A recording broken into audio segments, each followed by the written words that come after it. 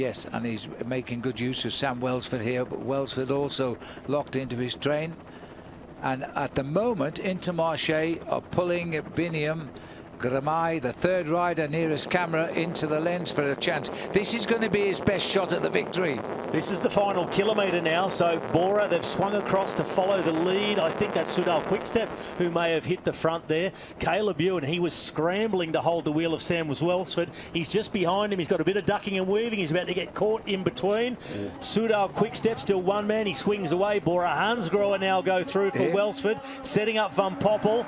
Welsford in third wheel now. He says yes, elbows out, pushes his way onto his own teammates. A perfect run at the straight finish now. They've gone so fast, the sprinters are in a straight line. Now Welsford is in the best seat here now. The final lead out for Sam Welsford. Can he get back? Well, he won't get back the ochre jersey, but can he get back on the winner's podium?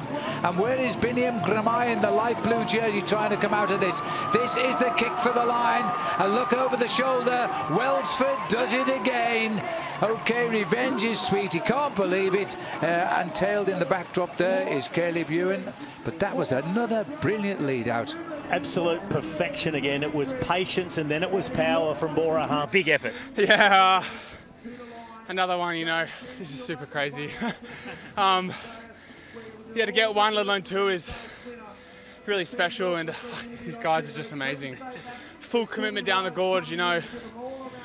Even just the whole day, GC guys pushing wind for me. It's just so super nice to have that belief in you, and just an incredible ride, and I'm just riding the wave right now.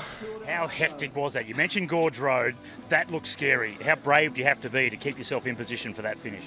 Yeah, I mean, the closer you are to the front, the kind of more safer it is, really. But you know, some of those bends are quite tight, but there was some good camaraderie in the bunch. Everyone kind of, you know, said easy in the corners because no one wants to see anyone go down, especially on those corners. So, but yeah, the boys put me in the perfect position, all downhill, and yeah, I couldn't believe when I crossed the line again.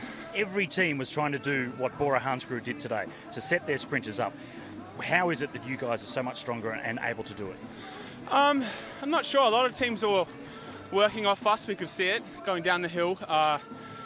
You know, you kind of have an idea where everyone is in the bunch, especially the sprint teams. But yeah, I think actually Quickstep came hounding on the right, and then we just had to, you know, smash into the back of them. But it's quite far down to the finish, so you have to be really patient, you know, and like with the speeds of, you know, 75 down here, it's like so hard to go along on the front, so you've got to be super patient, and I think that's what was really the benefit today, and the guys were just never in doubt and always knew I was there.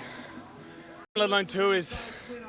Well, grip it and rip it. I think that's self-explanatory. It's exactly what he did. But here's the lead out. Danny Van Poppel doing the final wind-up. Ryan Mullen, you can see him on the radio. He just swung off, said, go, go, go. Actually, it's Mullen swings now. Then it's Van Poppel.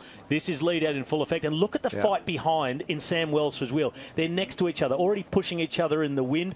Elia Viviani ends up on the wheel after a bit of a fight. All he can do is ride the slipstream behind. Caleb Ewan gets boxed in between wheels. Pithy and the man from Astana, but no doubt about the winner. Sam Welsford, clearly he was able to sit up within sight of the line and take a look over his shoulder. You just see the chaos from the front, the squeeze. Ewan elbow to elbow with someone behind, but it was already run and won by that point. Welsford gets number 2. The Australian living the dream as he changes from one team to his new team here of Bora Hansgrohe. In 3 days, he's won for them twice. That's 3 days racing in the New Year World Tour season.